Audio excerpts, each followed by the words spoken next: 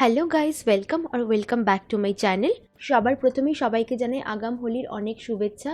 তোমরা সবাই ভীষণ ভালো করে নিজেদের হোলি কাটিও এবং হোলির দিন তোমরা বানিয়ে ফেলো আমার আজকের রেসিপি হোলি স্পেশাল ঠান্ডাই রেসিপি।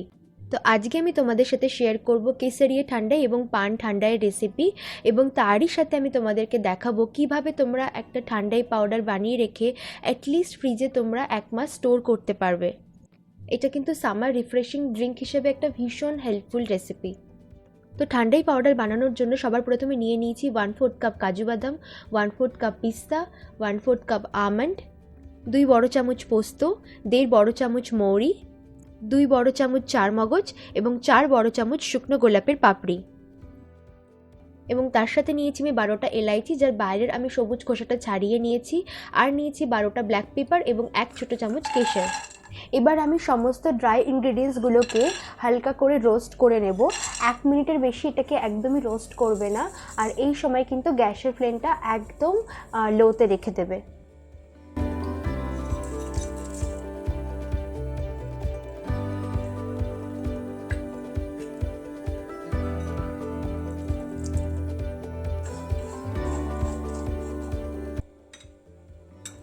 এরকম করে হালকা ড্রাই রোস্ট করে নিলে সমস্ত নাটসগুলো খুব ইজিলি মিক্সিতে গ্রাইন্ড হয়ে যাবে।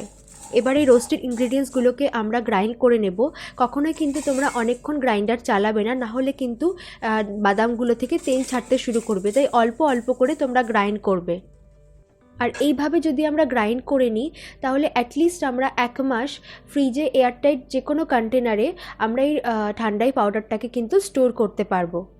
এইভাবে তোমরা ঠান্ডাই পাউডারটাকে ফ্রিজে রেখে পুরো গরমকালটা যে কোনো সময় বাড়িতে ঠান্ডাই বানিয়ে নিতে পারবে।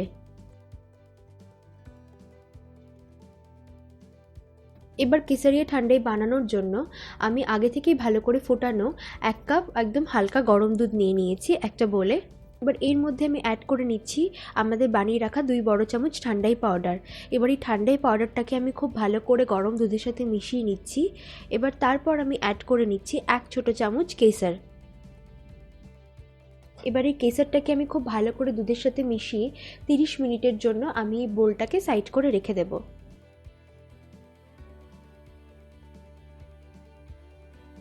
এবার পান ঠান্ডাই বানানোর জন্য আমি আরেকটা বলে 1 কাপ গরম দুধ নিয়ে নিয়েছি এবং তার মধ্যে আমি অ্যাড করে দিচ্ছি 2 বড় চামচ ঠান্ডাই পাউডার।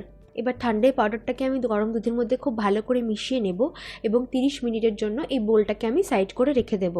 এবার 30 মিনিট পর আমি একটা মিক্সিং বলে আগে থেকে ফ্রিজারে জমিয়ে রাখা আমি দুধের কিউবগুলো নিয়ে নিচ্ছি। এতে কি হয়, আমাদের এক্সট্রা করে আর ঠান্ডার মধ্যে বরফ অ্যাড করতে হয় না, আর এতে ঠান্ডার টেস্টটা কিন্তু ভীষণ ভালো আসে যদি আমরা এক্সট্রা কোনো বরফ বা জল অ্যাড না করি। এবার 30 মিনিট সোক করে রাখা কেসারিয়া ঠান্ডার মিক্সারটা মিক্সিং বোলের মধ্যে ঢেলে দিচ্ছি এবং অ্যাড করে দিচ্ছি নিজেদের টেস্টের অ্যাকর্ডিং সুগার, আর অ্যাড করে দিচ্ছি 1 পিঞ্চ কেশর কালার। এটা জাস্ট কালারের জন্য, এটা টোটালি অপশনাল প্রসেস। এবার এই পুরো মিক্সচারটাকে আমি একবার জাস্ট নেড়ে নিচ্ছি এবং মিক্সার গ্রাইন্ডারে ঢেলে নিচ্ছি এবং 2 মিনিটের জন্য আমি এটাকে গ্রাইন্ড করে নেব। গ্রাইন্ড করার পর আমি একটা আমার পছন্দের গ্লাসে আজকের রেসিপি আমাদের কেসারিয়া ঠান্ডাইকে কিন্তু সার্ভ করে নিচ্ছি। তোমরা দেখতেই পাচ্ছ কেসারিয়া ঠান্ডাই দেখতে কতটা সুন্দর হয়েছে, আর তেমনই কিন্তু টেস্টি হয়েছে। আর আমি এটাকে গার্নিশ করে নিচ্ছি একটু পিস্তা আর একটু গোলাপের পাপড়ি দিয়ে। হোলির দিন কিন্তু এটা তোমাদের অবশ্যই বাড়িতে একবার ট্রাই করতে হবে।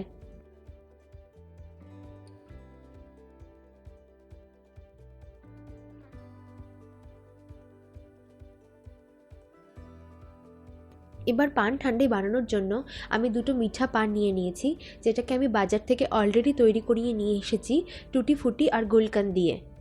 এটা বাজারে ভীষণ ইজিলি অ্যাভেলেবেল। এবার আমি এই 2টো পানকে মিক্সিতে খুব ভালো করে গ্রাইন্ড করে নেব।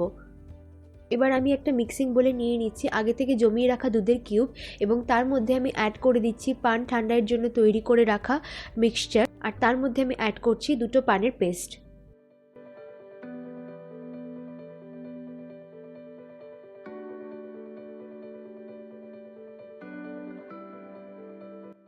এবং তার মধ্যে আমি অ্যাড করছি 1 drop green colour food colour.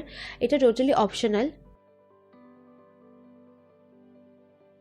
পুরো মিক্সচারটাকে এবার আমি একবার খুব ভালো করে নেড়ে নিচ্ছি এবং তার মধ্যে আমি অ্যাড করে দিচ্ছি আমার টেস্টের অ্যাকর্ডিং চিনি। এবার এই পুরো মিক্সচারটাকে আমি গ্রাইন্ডারে 2 মিনিটের জন্য গ্রাইন্ড করে নেব। আর এবার তাহলেই কিন্তু আমাদের আজকের আরেকটা রেসিপি পান ঠান্ডায় কিন্তু রেডি হয়ে গেল।